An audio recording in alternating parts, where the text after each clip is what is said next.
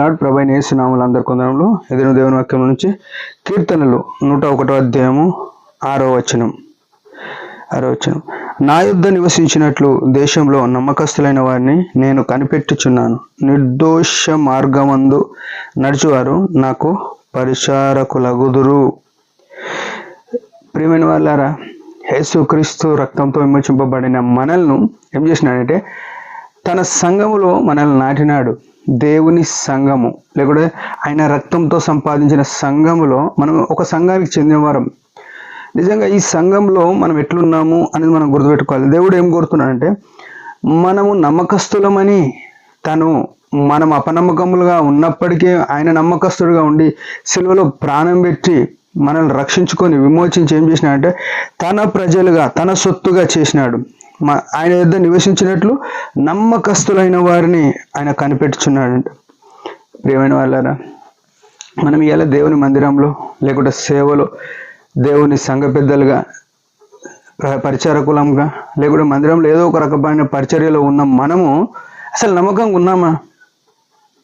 నమ్మకం అంటే దేవుడు నమ్మదగినవాడు, ఆయన నమ్మదగినవాడు. ఆయన ఎంత నమ్మితే అంత ఆయన ఆశీర్వదించేవాడు. నమ్మకమైన వారు అంటే అర్థం ఏంటంటే మనము ఆయన ఏదైనా పని చెప్తే దాన్ని నమ్మకంగా కొనసాగించేవారమ్మా, మనకి ఏదైనా పరిచర్య ఇస్తే దాన్ని కొనసాగించేటోళ్ళమా, నమ్మకంగా దేవుని ఆరాధన చేసేటోళ్ళమా, లేకుంటే నమ్మకంగా దేవునికి దశంభాగం ఇష్టోళ్ళమా, లేకుంటే నమ్మకంగా దేవునికి సమయం ఇష్టోళ్ళమా? ఏది ఉంది మన జీవితంలో? దేవుడు మనకిచ్చిన పిల్లలను నమ్మకంగా ఆయన కొరకు పెంచేవారమై ఉన్నామా? ఇట్లా ఎన్నో ఉన్నాయి. మనకి ఏదైతే ఇచ్చిండో దాన్ని అంతా నమ్మకంగా దేవునికి అప్పగించటం ఉన్నామా? యాకోబు అంటాడు ఏమనంటే దేవుడు నాకు ఇచ్చిన పిల్లలు అని వాళ్ళ అన్నతో చెప్తాడు. దేవుడు ఇచ్చిన పిల్లలను దేవుని కొరకు పెంచాలి. ఈనాడు మన పిల్లలు ఎక్కడుర్రో మనకు తెలియదు.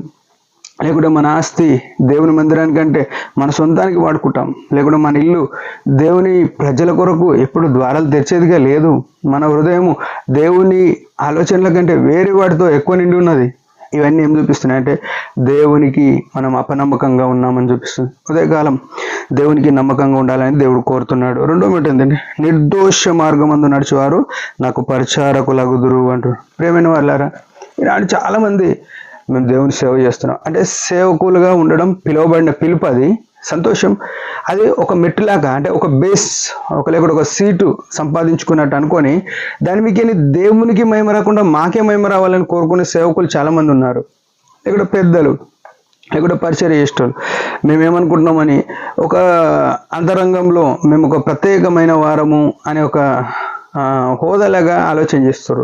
కానీ బైబిల్ గ్రంథంలో దేవుని సేవించిన వారు ఎట్లున్నారంటే అసలు ఏం కనబడకూడదు. శిష్యులు 12 మంది వారు అసలు కనబడరు, వారు హతులైపోయినారు. వాళ్ళు ఏదో డిగ్నిటీ కోరలేదు. వారి యొక్క డిగ్నిటీ, వారి యొక్క స్థానం ఏడుందంటే పరలోకంలో 24 సింహాసనాల్లో వారి సింహాసనాలు 12, యేసుపరమైన శిష్యుల 12 సింహాసనాలు, ఇశ్రాయేలీల 12 గోత్రకర్తల సింహాసనాలు. వారి భూమి మీద అబ్రాహాం గురించి హెబ్రీ పత్రికలు రాస్తాడు. వారు వాగ్దాత దేశమందు పరవాసులుగా అంటే ఇల్లు కట్టుకోలే, వారు పరదేశులుగా నివసించినారు. యాత్రికులము అని నివసించిన గుడారములలో ఉన్నారు. ప్రియమైన వాళ్ళ ఈనాడు మనం పరిచర్య చేస్తున్నామని చెప్పుకొని మనము నిర్దోష మార్గమందు నడుస్తున్నామా? అది ప్రాముఖ్యమైన విషయం. మన ఇష్టమైన మార్గం నిర్దోషం మార్గమందు నడిచేవారే నాకు పరిచర్య చేస్తారు అంటున్నాడు కదా. పరిచర్య చేసేటోళ్ళు ఎవరైనా సరే నిర్దోషమైన మార్గంలో లేకపోతే ఆ పరిచర్య వలన దేవునికి మహిమ రాదు. మనం సాటిస్ఫాక్షన్ కావచ్చు, లేకుంటే మన చుట్టూ నొలిగిన నువ్వు మంచిగా చెప్పినవా అన్న వాక్యము, లేకుంటే నువ్వు మంచిగా నడిపించినవని అనొచ్చు, స్థానికంగా వాళ్ళు ఏమన్నా చెప్పొచ్చు. దేవుని దృష్టిలో మన జీవితంలో నిర్దోషత్వము కనబడుతుందా? మన మార్గములు నిర్దోషంగా ఉన్నాయా? అవి లేనప్పుడు ఎంత సేవ చేసినా ఎంత పరిచర్య చేసినా ఏం ప్రయోజనం లేదు. ప్రియమైన వాళ్ళ ఉదయకాలం మనం అట్లున్నామా లేదు? అట్లుండినట్లుగా మనం సిద్ధపడదాం. దేవుడి మాట దించిన చిన్న ప్రార్థన. పరమ తండ్రి యేసు ప్రభు నామములో వందనాలు. మాకు ఇచ్చిన ఆయుష్ను పెట్టి స్తోత్రం. నమ్మకంగా నిర్దోషత్వంగా కొనసాగడం కృపణీయండి. మీ సన్నిధి కాంతి మందించమని యేసు నామములో ప్రార్థిస్తున్నాం. ఆమేన్.